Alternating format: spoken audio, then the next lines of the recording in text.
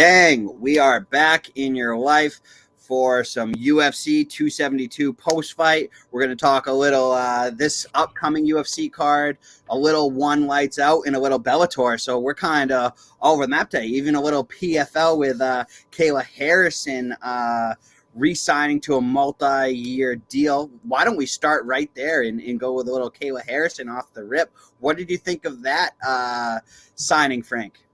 Yeah, I mean, fair play to her. If they're going to offer her the most money, why should she go anywhere else? In all honesty, what if Scott Coker's not matching the PFL's offer? I don't know the back and forth, behind the scenes, whatnot. But why should she take a pay cut to go and fight tougher opposition at somewhere like Bellator or wherever? Like, fair play to her. Get that money.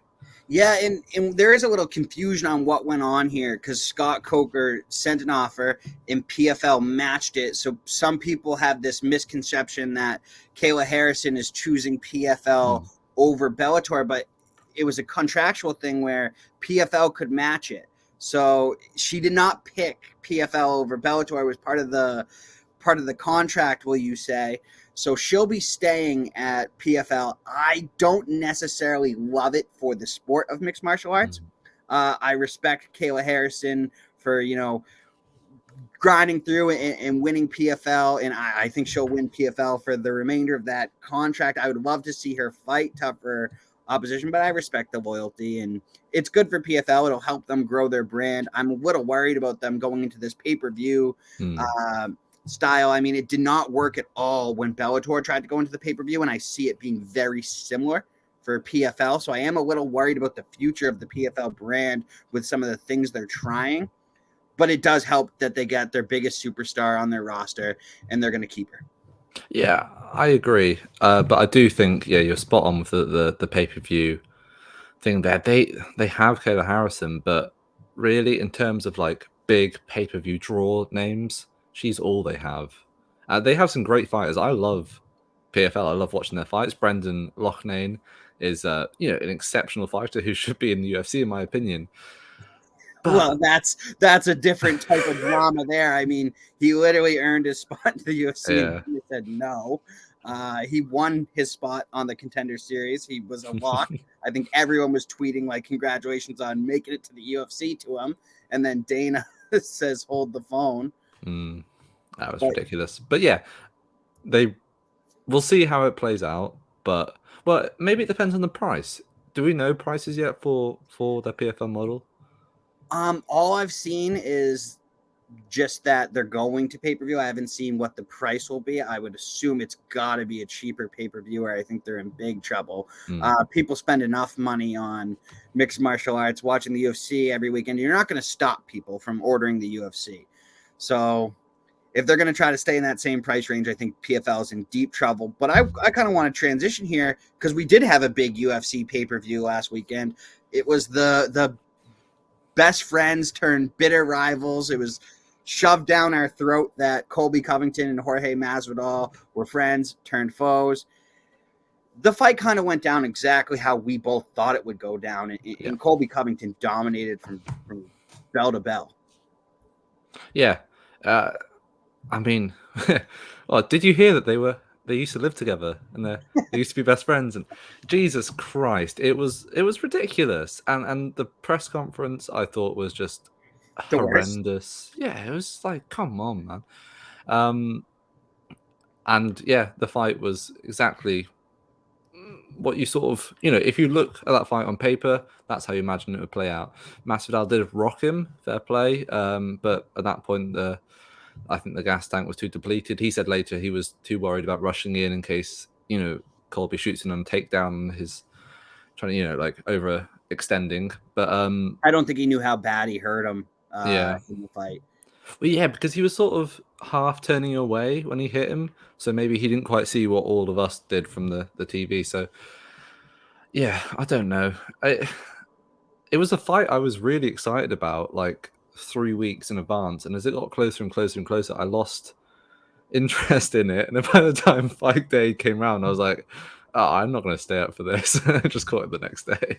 I kind of knew that Colby would wrestle his way to a victory pretty easily. So Yeah. I wasn't too into that fight. I did love the storyline. I was more looking for that bad blood in the post-fight interviews, which we saw a little, but like they kind of kept themselves composed. I mean, cancel culture's out there. I think that might have played a factor in them not wanting to say too much on the microphone. Although Colby did go right after Dustin Poirier And his daughter. calling his daughter Connor's kid and calling him a cuck and whatnot. Did that cross the line? I would say probably. Yeah. I still don't think we see that fight, though. I don't think Poirier takes that fight. It would be a stupid fight for Poirier to take. Like, Colby's bigger than him. He's, a strong wrestler. And what has Poirier suffered, recently? Well, maybe not just wrestlers, but the ground game aspect is the weaker part of Poirier's game. What's he going to benefit from a fight with Colby Covington? Like, is he going to go fight Kamaru Usman if he wins? No. I don't think Poirier wants that. It doesn't make any sense. No. The guy that makes sense for Poirier right now is Nate Diaz. I guess there's guys that make sense for Colby Covington because when I think of who Colby Covington should fight next, I think it's the winner of Chimaev versus Burns, which we have coming up. See,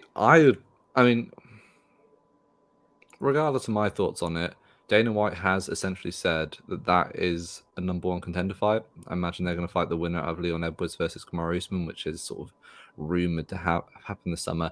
I was sort of thinking Colby Covington versus the winner of Vicente Luque versus Bilal Muhammad would probably make sense.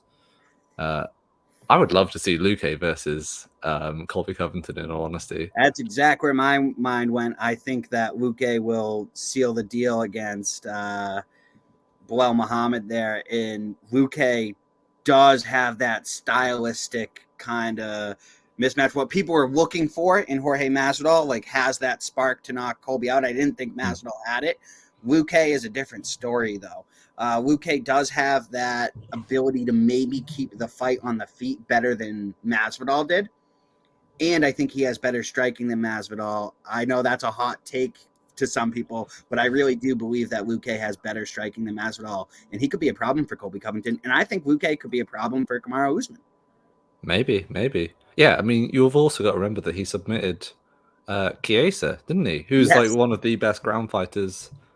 Well, I say one of the best. I mean, there's a lot of very high-level wrestlers and grapplers at 170 pounds, but he's up there, Michael Chiesa, and Luque submitted him in the first round, I think it was. So I have a feeling nobody's getting a submission if Colby Covington and Luque go at it. I think we're either seeing a decision or a knockout, and I think Colby would hope for a decision. Colby's only loss outside of Kamaru Usman, I believe, is a submission loss to Wally Alves. So you never know if he overextends himself, gets caught. Luque loves to drop people and then, what's the classic saying? Club and sub, knock him down and then lock up a dart or something. So you never know. Yeah, I mean, that division got a whole lot exciting. You have so many guys in the mix. You got 6 real good guys in the mix there. In moving on to another division that's absolutely stacked, RDA takes care of Moicano. Some people would have liked to see the fight stopped earlier. I err on that side. You kind of knew Moicano wasn't going to win, but it was great to see the heart of Moicano in just how he kept battling through. I didn't think it was.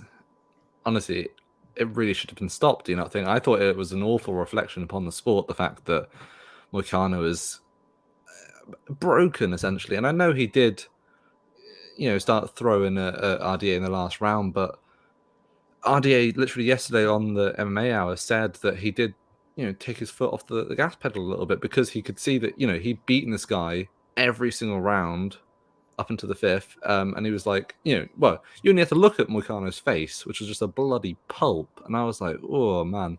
It's not a good look. I more think it was good for Moicano's brand. Yeah. Kind of grew his stock in a loss that he was able to get knocked out in battle through it. However, you got to see more towels get thrown in on the corners here in the UFC. You got to save the fighter from himself sometimes. Of course, the fighter's trained for this fight. It's his big moment. He's not going to want to step away. He's always going to think he can, maybe have that one punch and knock him out in the last round. Sometimes you have to save the fighter from themselves. I didn't like Moicano's corner. but I liked Moicano that, he had that fight.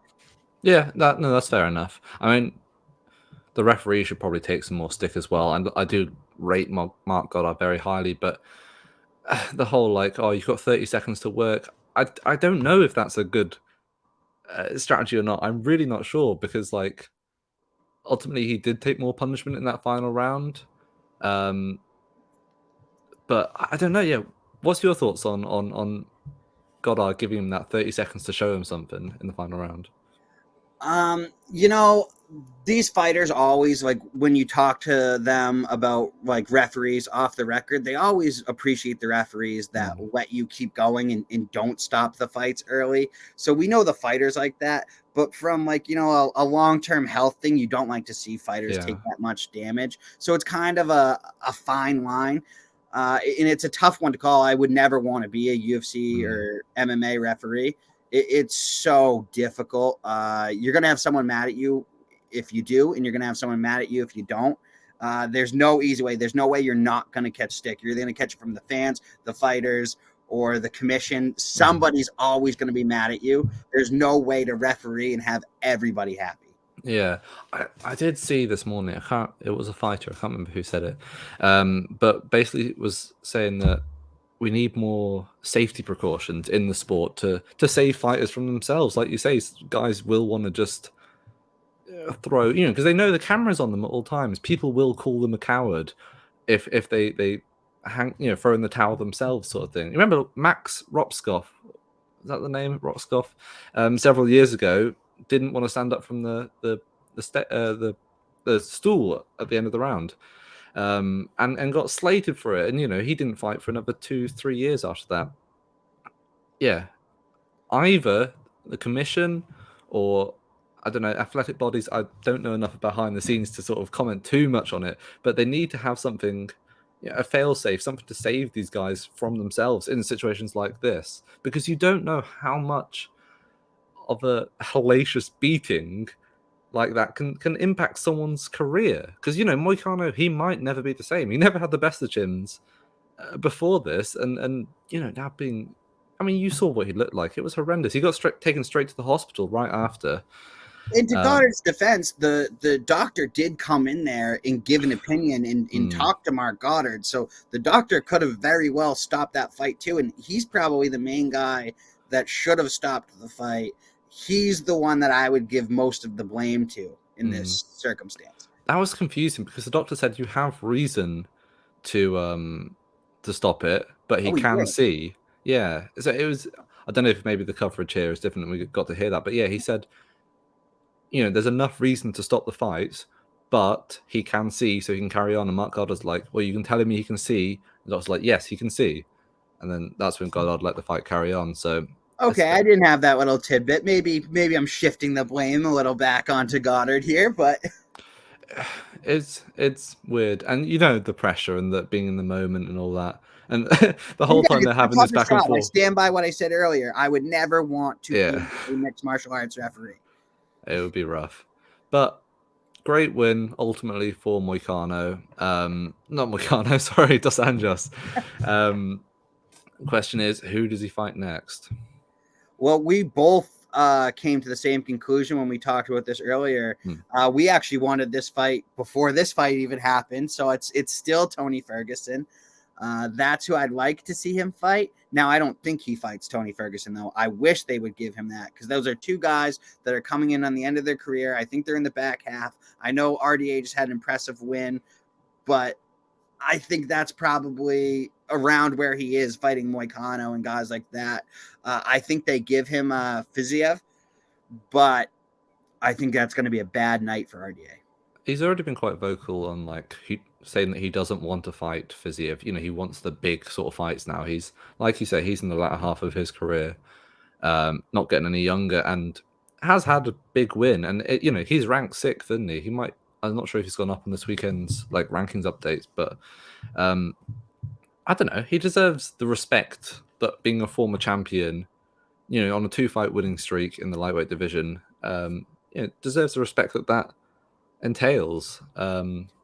And yeah, I know we're talking about Chandler versus Ferguson right now, but I honestly say regardless of how that fight plays out, just give Tony Ferguson to RDA. Just make that fight, because I think they're probably similar levels of durability to an extent. I mean, I know Tony Ferguson is just like semi-inhuman, but like you say, there are similar parts of their career, similar rankings even, and it just makes a whole lot of sense.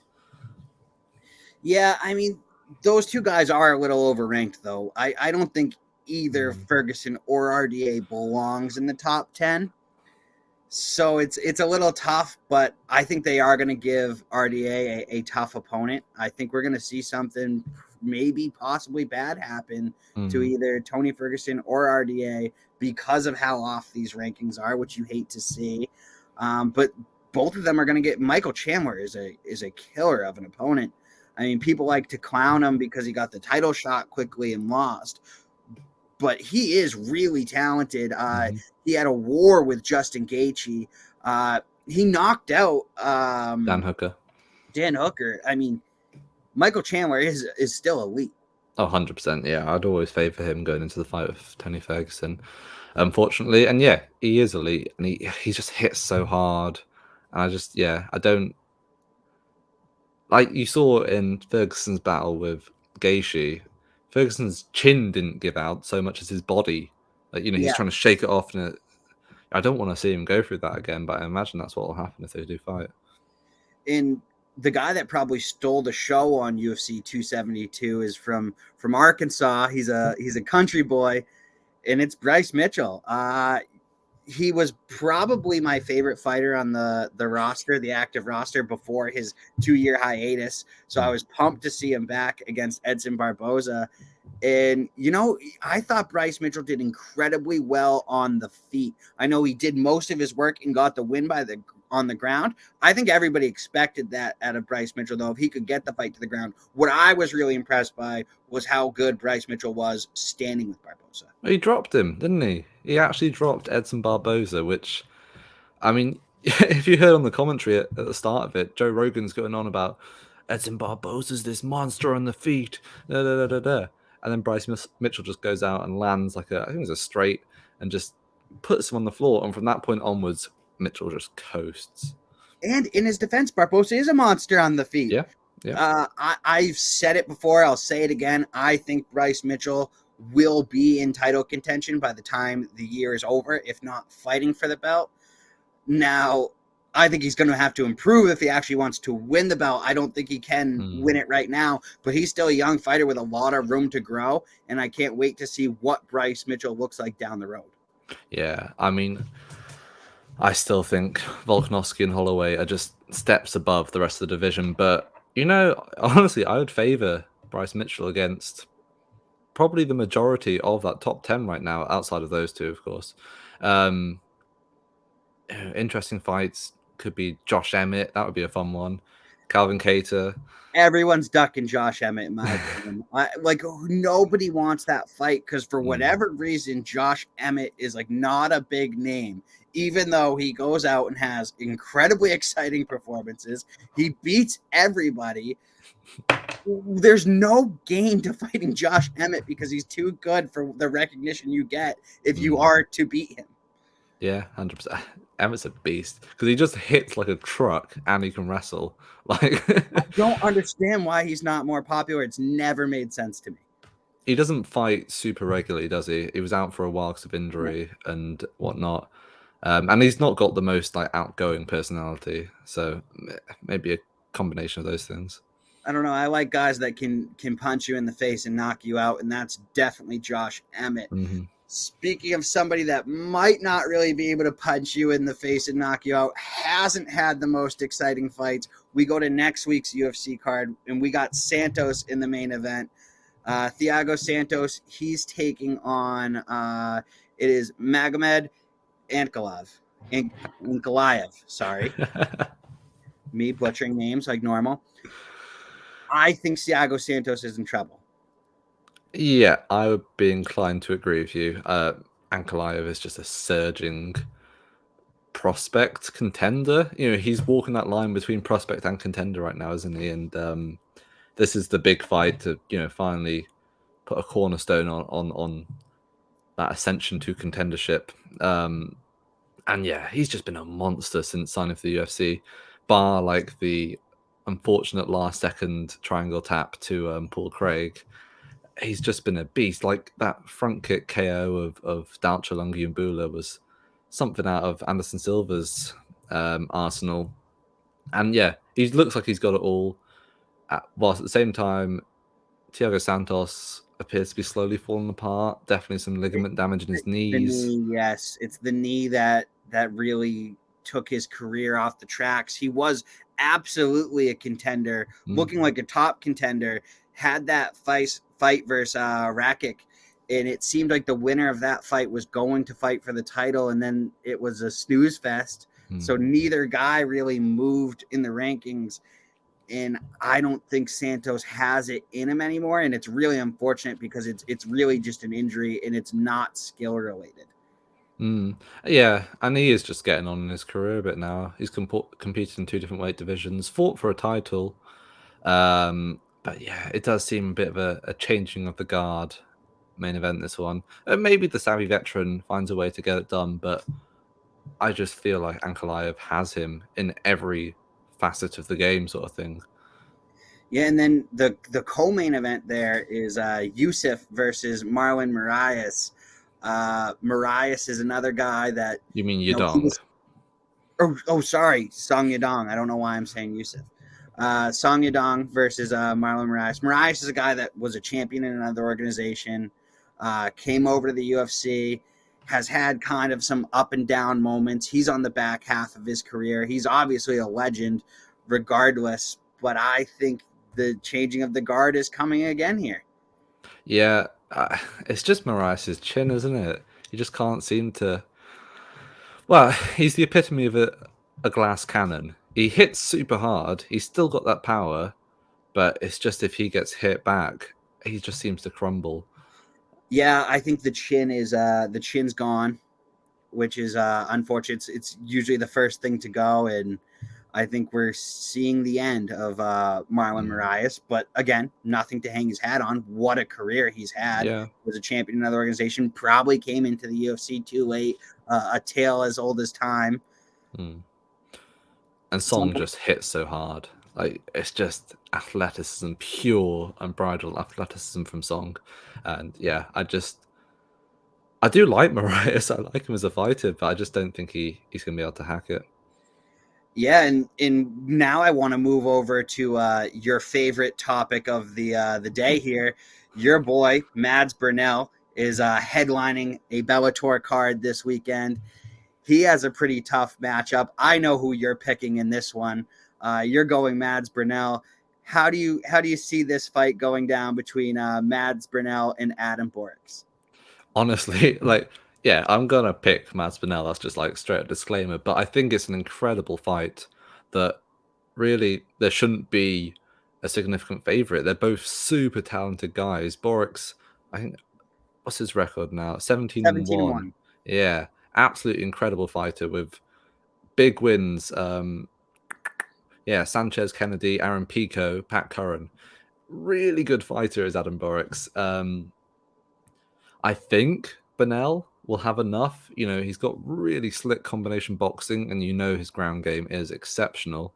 Borix, great leg kicks, great striker, and with some sneaky submissions as well. So it's a tight one, but it's just a great fight. And thank the Lord that we have 5-round main events for non-title fights in Oh, Bellator. thank God. Yeah, and Scott Coker slotted this into the main event without a title being on the line, which leads me to believe with the Bellator's history that the winner of this fight gets a shot at the title. Yeah, I mean, to be fair, these two have deserved to be in this sort of fight for a while now. I think even after Burnell's, was it Emmanuel Sanchez he beat most recently? I was calling for a title shot for Burnell then because Sanchez is I think his last fight was for the title. So, you know, Burnell lost only. Yeah, he hasn't lost since his UFC days. It's been incredible in both Cage Warriors and now the Bellator. Yeah, they're both definitely deserving, And it's great to see fresh blood as well, new blood in this division. Yeah, it still bums me out that Mads Burnell fell victim to the cut too soon Bizarre. UFC train. You saw it happen to Brandon Moreno, who came back into the UFC organization and won a title. I think you're seeing something similar here in Mads Burnell. He's been absolutely on the warpath. I think he's in that mix of Pitbull, AJ McKee, Yep. and Mads Burnell. There's a big three in Bellator. Obviously, Adam Borks could crash that party this Saturday, but those are the big three. Obviously, those two are going to fight. Pitbull and AJ McKee are going to run it back. Mads Burnell versus Borks, obviously the next one to step in. But could we see Mads Burnell be that Bellator piece where you could argue that maybe he can beat the UFC champion if he can, capture the Bellator title and hold it for a year or two? I love Matt Spinell, but no, I think because it's featherweight, isn't it? I think Volkanovski and Holloway both are just. Honestly, I might get slack for this, but like in my mind, they're probably two of, if not the two best mixed martial artists on the planet right now. I think their skill level is that high that no one competes with them. Well, to be honest, I think if they had 10-round MMA fights, I think Volkanovski would be the GOAT of mixed martial arts. The guy's gas tank is absolutely insane. But I'm very excited. A ton of stakes on the line in that Bellator main event, and a ton of stakes on the line over in the East. We have one lights out. There's two title fights. There's a shit ton of bad blood on this one championship card. The two title fights, the guys do not like each other, and you can't really mix it up. It is not fake beef to sell fights. They haven't really even been like kind of selling the fight on the beef because they won't even like talk to each other. They hate each other so much. Fernandez versus Lineker is your co-main event there. Two Brazilians going at it for the belt in Singapore. How do you see that fight going? Well, first of all, where has the beef actually come from? I know that they hate each other, but what do you know? What started this all? I have no idea what started it. I know there was trash talking definitely between the two of them in the lead up to this fight. I don't have the origin of the beef. They haven't quite shoved it down our throat like the UFC did Colby Covington and Masvidal.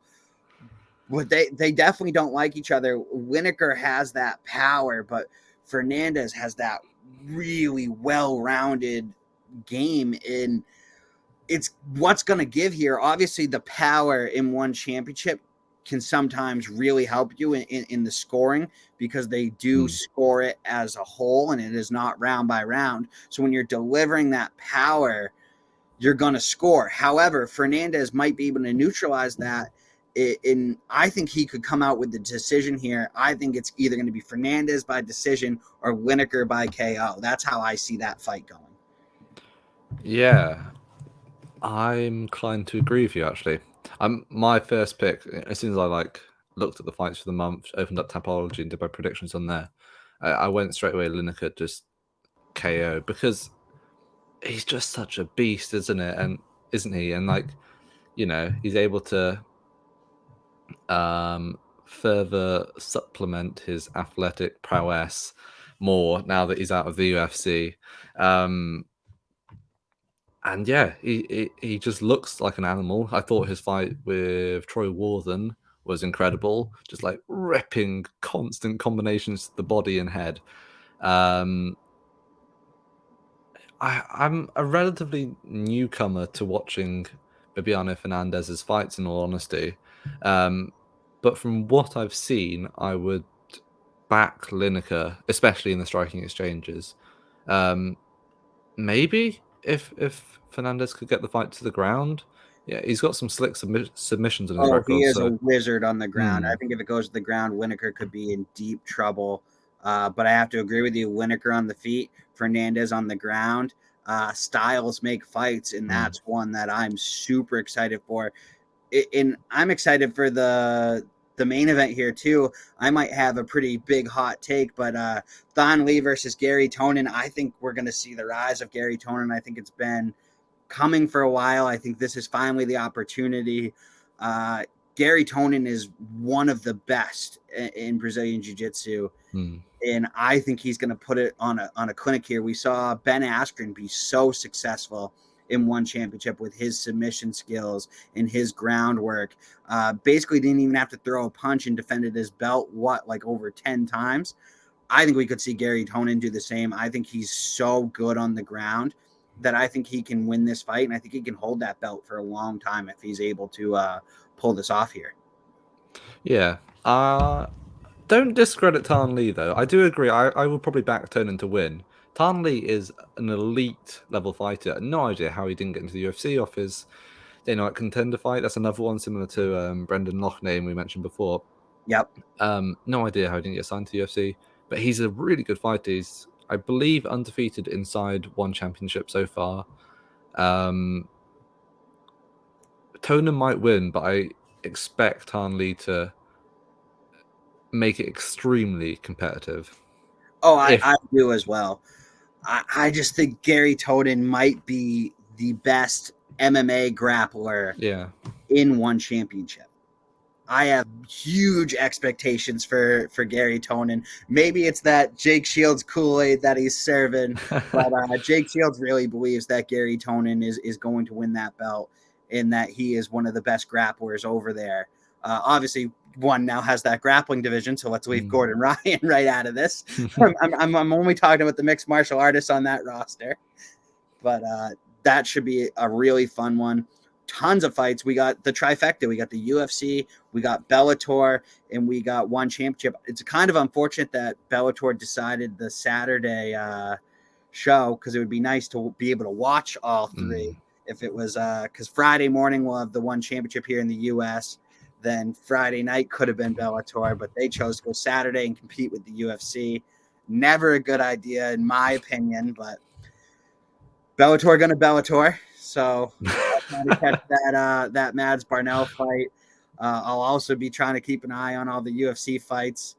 Hopefully it lines up, because maybe I will choose that Bellator main event over the UFC main event and watch the rest of the UFC card. Who knows? But anything else you want to leave the people with, Frank? I think there's also an Invicta card midweek that you can watch on maybe like Wednesday. I think it's on YouTube from what I've heard. Might look into that a bit more as well. Invicta's fun because you always get the next crop of or quite often you use the next big prospect in the UFC women's divisions from Invicta, so that could be worth a shout as well. Absolutely. Also, another Cage Warriors good fight got announced today, wasn't there? Yes. Christian Leroy Duncan versus the middleweight champion. I forget his name. I can find out there. Who's that one? Duncan. And I know I saw it. He is fighting. Oh shoot! It doesn't say. Oh yeah, Tapology haven't got it up yet. He recently captured the title off Matthias Frederick and Jati Nealon, something like that. Nealon, French guy, powerful wrestler. Well, it still should be a good fight coming up. Cage Warriors always has some great cards. Yeah, that's the same weekend, I think, or at least Cage Warriors have a big weekend on the same weekend as the UFC London event as well. So that's going to be a big bunch of UK events then, which is going to be quality. And I love them doing those trilogy cards. They're a lot of fun, and now they've started to do those cards out in California, getting it over to the United States. Cage Warriors is like probably I prefer them over LFA. Yeah. I think they have a better model. It's more global. They really create some superstars. Ioane Jacek, Michael Bisping, Conor McGregor, Paddy Pimblett, and Gary, who I'm super excited he has a fight coming up soon. Tons of great talent over at Cage Warriors. Invicta as well, LFA, so much MMA to consume, but that'll probably do it for us this week. Thank you, everybody. Make sure you join the Tarps Off Fight Club Discord. Subscribe on YouTube. Follow us on Twitter, subscribe on Twitch. But thank you, everybody, and we will see you.